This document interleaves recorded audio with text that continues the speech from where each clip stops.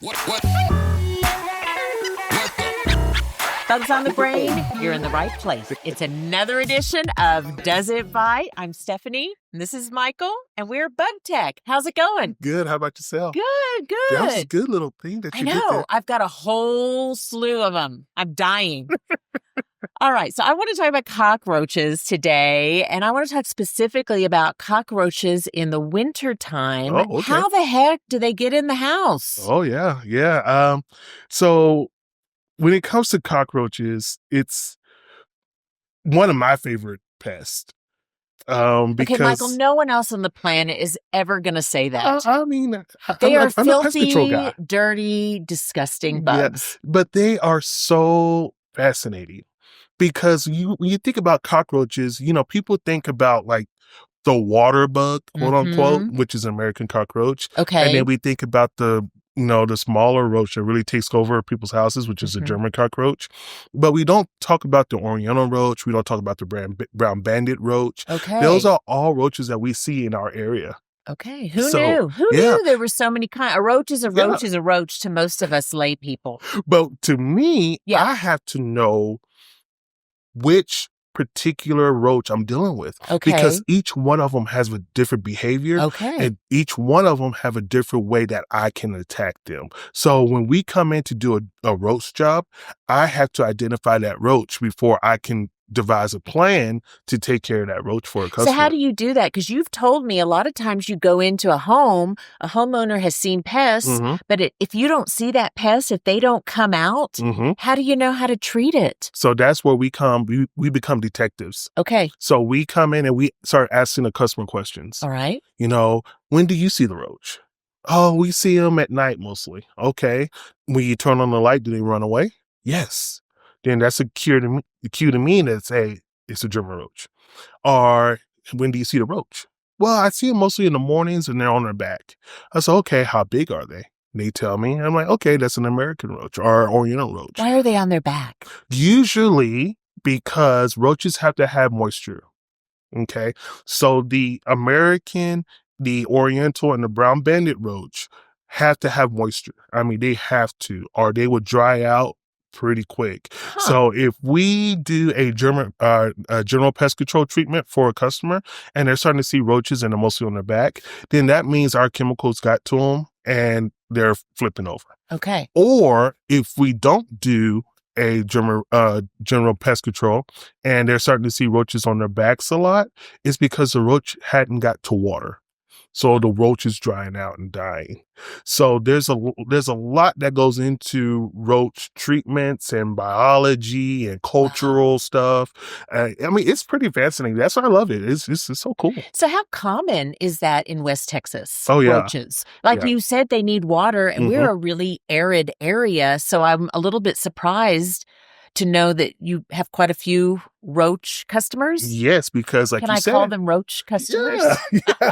Yeah, exactly. Because, like you said, we are dry. Yeah. So, but you have water in your home. Yeah. So you have dog dishes, cat dishes, bird troughs, all this stuff in your home that's just basically open water. Okay. So these roaches are seeking that out. Toilet, is that why you find them in the bathroom? Oh, yeah. Sinks and toilets and bathtubs? And let me tell you about that. Okay. So when you have a lot of roach activity that's other than a German roach, so we're talking about American, Oriental, brown bandit, that you find in your bathrooms or your kitchen, that's mainly because if you go out to your water meter and you pop your water meter open because it's moist and it's dark, which roaches love, you will find a lot of roaches in your water meter. Oh, my. So when you have roaches in your water meter like that from that water meter, there's a water line that runs straight to your house, right? And the water points come up in your kitchen and your bathroom. So what happens is when you turn your water on, that dirt that's packed around that water pipe is very tight. When you turn that water on, that water will start to vibrate that pipe just because it's moving. Okay. So as it's moving, it is loosening up the dirt on that pipe. So you're actually building a highway from your water meter to your house for the roaches to follow. Wow. So they're popping up from the water points underneath your cabinets and stuff like that because that's where your water points are coming in. If you enjoyed this episode of Does It Bite, please remember to like and subscribe. Gosh, I had no idea. Oh, yeah. So do you actually go out to that water meter and treat We do. when you treat for roaches like that? Yeah, we do. We go out and we check it. We are very particular in how we do it, though, because it is Okay. a water Sure. source. So we use either dust or baits in a water meter, Okay. to treat those roaches that are in there. And usually, you're going to find American roaches, Orientals, and brown banded roaches in those water meters. Wow. So other than coming in through the water meters, which Mhm. I had no idea, so I Yeah. learned something new Yeah. today. How else do roaches get inside of your home, and Yeah. what can a homeowner do to stop it before it even gets there, if Yeah. anything? Yeah, so another big problem that we have here in West Texas is that our houses set on slabs. So we Mm-hmm. have a slab foundation, Mm-hmm. but when they pour that concrete isn't flat up against the ground. Okay. So when they pour that concrete, there's valleys and openings and things in there. But when we do get rain, that water tends to flow underneath our slab and set Mm-hmm. underneath our slab. So there's a lot of moisture underneath that. Okay. So roaches know that. So they will find their way into the underneath your slab, and that's where they're having babies and they're thriving. But once it starts to dry out, those roaches will tend to come out searching for water. Okay. So we find a lot of roaches in slab joints, at porches, back porches, patios, and things like that. And they come in and then they start making their way into the home, searching for that water source. Okay. So slabs are a big problem, and patios as well. Okay, slabs and patios.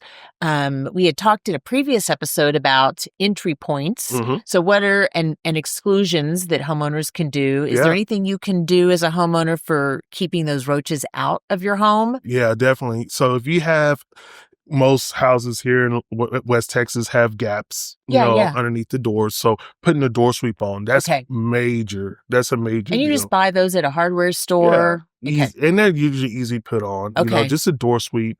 That's really going to help out.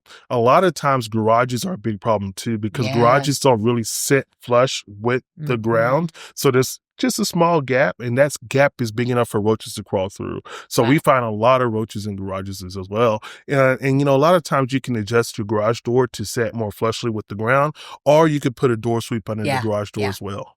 So growing up, we didn't have plastic grocery bags. Mhm. Everything was paper grocery Right. bags. And I always remember my mother would never let us bring the paper bags in the house because she said roach eggs lived in there.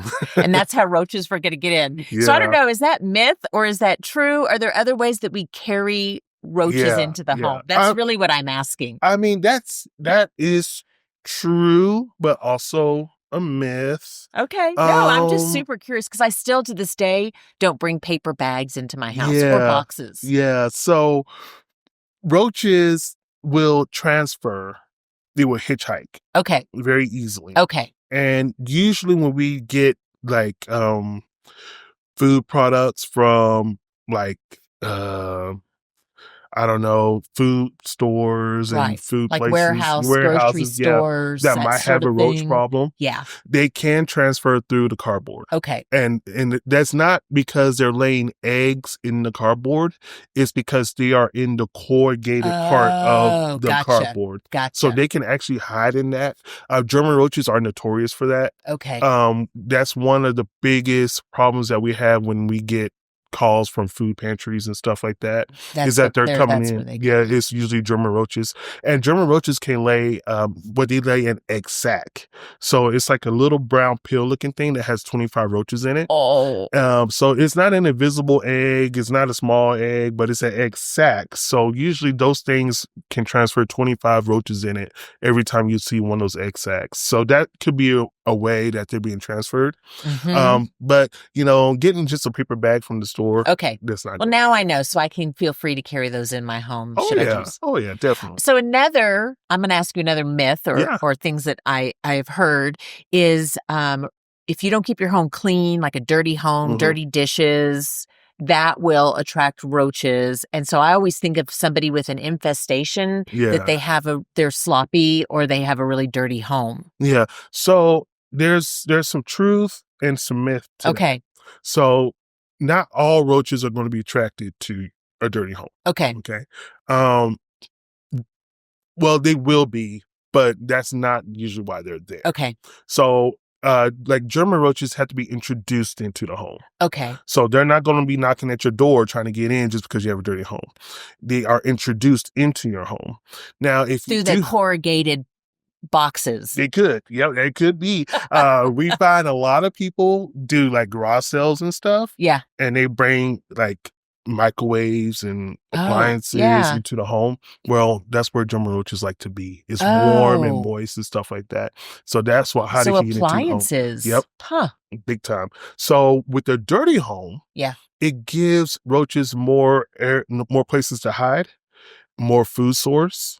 So if you have grease everywhere, if you have food particles everywhere, that's going to give them ample feeding opportunities. Yeah.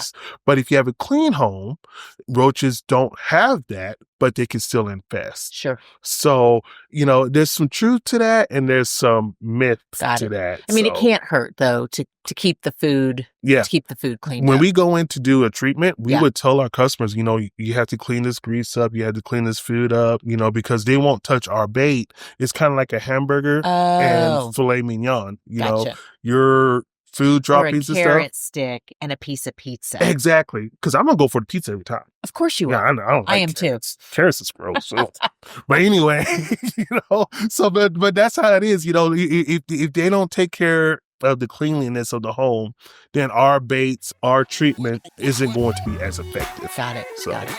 All right, Michael, that's good stuff. Good Yeah, stuff I to love it. know. I love Nobody wants roaches in their home, no matter what kind they are. Right, so right. thanks for the tips. Yes, ma'am. And that'll do it for Does It Bite? We'll see you next time. What? If you enjoyed this episode, check out more Does It Bite?